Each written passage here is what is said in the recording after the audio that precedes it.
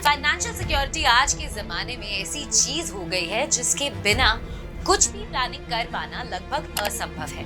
अब देखिए ना, यूपीएससी की तैयारी करना हो तो आपको कम से कम 2 साल का समय तो लगाना ही पड़ेगा और इन 2 सालों में यदि आपके पास कोई फाइनेंशियल सिक्योरिटी ना हो तो तैयारी मुश्किल हो जाएगी। अब यदि आपके पेरेंट्स आपको ये फाइनेंशियल सिक्योरिटी प्रोवाइड करवा देते हैं तो आप निश्चित होकर सारा ध्यान सिर्फ यूपीएससी पर फोकस कर सकते हैं।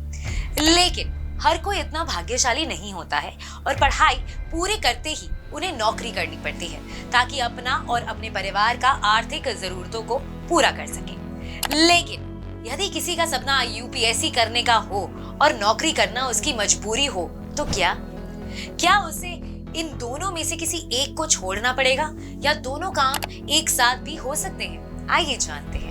नमस्कार, स्वागत है आपका प्रभात एग्जाम के YouTube चैनल पर। ये एक ऐसा प्लेटफॉर्म है जहां आपको मिलती है सभी कॉम्पिटिटिव एग्जाम से जुड़ी महत्वपूर्ण जानकारियां जो आपको किसी भी एग्जाम में सफल होने में काफी मदद कर सकती हैं। अगर आप हमारे YouTube चैनल पर पहली बार आए हैं तो हमें लाइक और सब्सक्राइब जरूर करें और हमारे लेटेस्ट वीडियोस और अपडेट्स सबसे पहले आप तक पहुंचे इसके लिए बेल आइकन को प्रेस करना भी ना भूलें। तो आइए शुरुआत करते हैं आज की वीडियो की, जो है क्या सब कुछ छोड़कर ही आईएएस बन सकते हैं?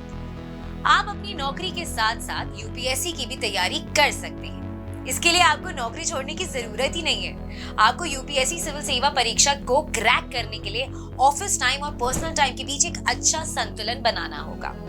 आपको यूपीएससी की तैयारी के लिए शुरू में नौकरी छोड़नी सही नहीं होगी, इसीलिए इससे आपका करियर भी प्रभावित हो सकता है। और अच्छी बात तो यह है कि वर्क एक्सपीरियंस यूपीएससी साक्षात्कार के दौरान अच्छा स्कोर करने में भी मदद करता है। तो नौकरी के साथ तैयारी करने के लिए सबसे पहले रिसोर्स एलोकेशन पर काम करने की जरूरत है। आपका सबसे महत्वपूर्ण रिसोर्स है टाइम, इसीलिए टाइम मैनेजमेंट तैयारी का सबसे महत्वपूर्ण भाग बन जाता है। अपने दिमाग से ये बात निकाल दीजिए कि यदि आप दिन के 10 घंटे पढ़ाई नहीं करेंगे तो पास ही नहीं कर सकेंगे। सच तो यही है कि यदि आप नियमित रूप से दिन के 4 से 6 घंटे भी पढ़ लेते हैं तो आपकी तैयारी अच्छी हो सकती है। अपनी पढ़ाई को 2 हिस्सों में बांटें। सुबह जल्दी उठें और कम से कम 2 घंटे जरूर पढ़ें। इसके ऑफिस से आने के बाद और सोने से पहले 2-3 घंटे पढ़ाई करें।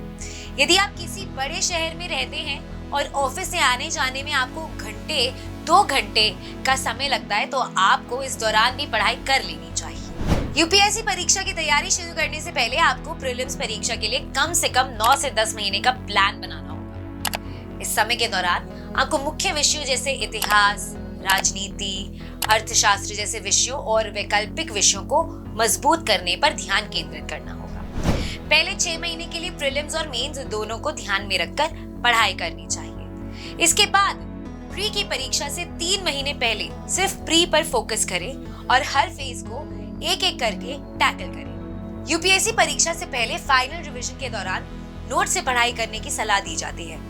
ऐसे तो नोट्स खुद ही बनाने चाहिए, लेकिन अगर आपके पास टाइम कम है तो आप नोट्स खरीद भी सकते हैं। इससे आपका टाइम बच जाएगा। इसके साथ ही अपने सोर्स भी लिमिट रखें। जरूरत से ज्यादा किताबों से पढ़ाई करने से कंफ्यूजन बढ़ सकती है। वीकेंड के लिए स्पेशल प्लान बनाएं।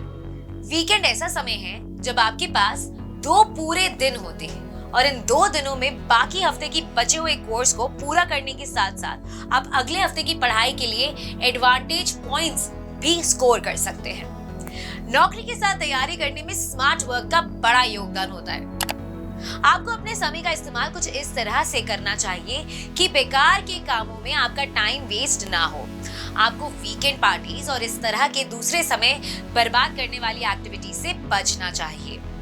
आईएएस परीक्षा की तैयारी करना आसान नहीं है। इस दौरान कई तरह के उतार चढ़ाव भी आ सकते हैं। बेहतर रहेगा कि आप ऑफिस स्ट्रेस को वहीं पर छोड़कर आएं। इससे आप घर पर रिलैक्स होकर सिविल सर्विसेज परीक्षा की तैयारी कर सकेंगे। अगर आपको हमारा ये वीडियो पसंद आया है तो इसे अपने दोस्तों के साथ जरूर शेयर करें और अगर आपके पास हमारे लिए कोई भी सवाल है तो उसे कमेंट सेक्शन में लिखकर हमें जरूर बताएं। जल्दी आपसे फिर मुलाकात होगी एक नए टॉपिक पर एक नए वीडियो के साथ। देखते रहिए प्रभात एग्जाम्स। नमस्कार।